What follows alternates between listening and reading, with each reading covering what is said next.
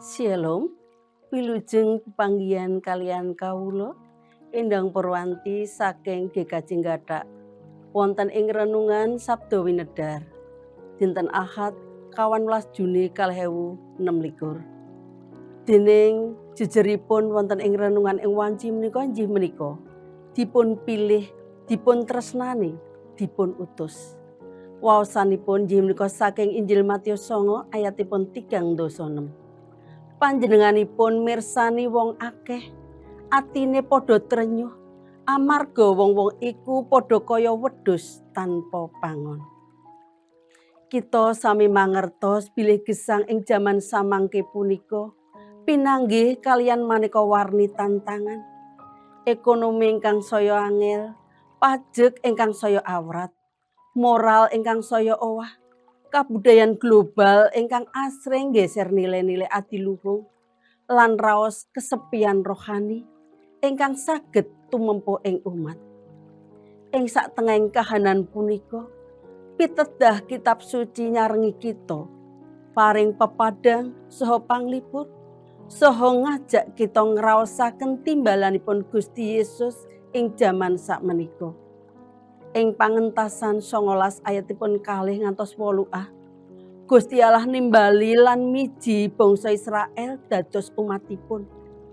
Bangsa punika dipun undang mlebet prasetyanipun Gusti.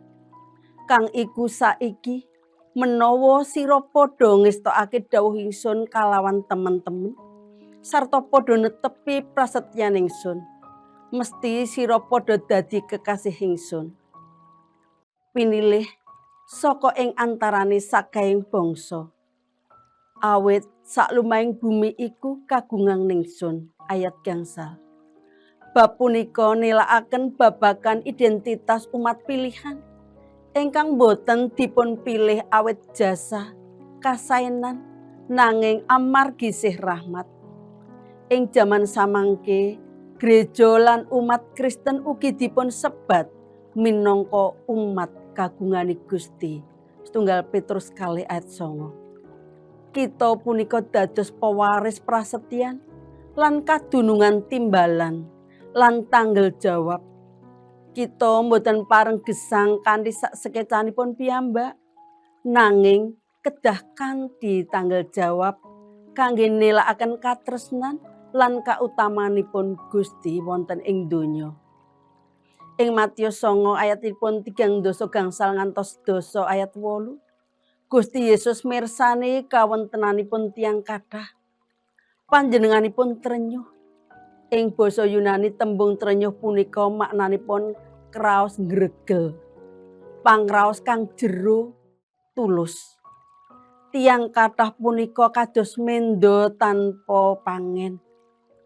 Awit saking punika Gusti Yesus milih lan ngutus para sekabat. Panjenenganipun maringi panguwaos, nanging ugi ngelingaken bab tantangan. Bakal dipun tampik, panganiaya lan dipun adili. Punika gambaran gereja jaman sapunika.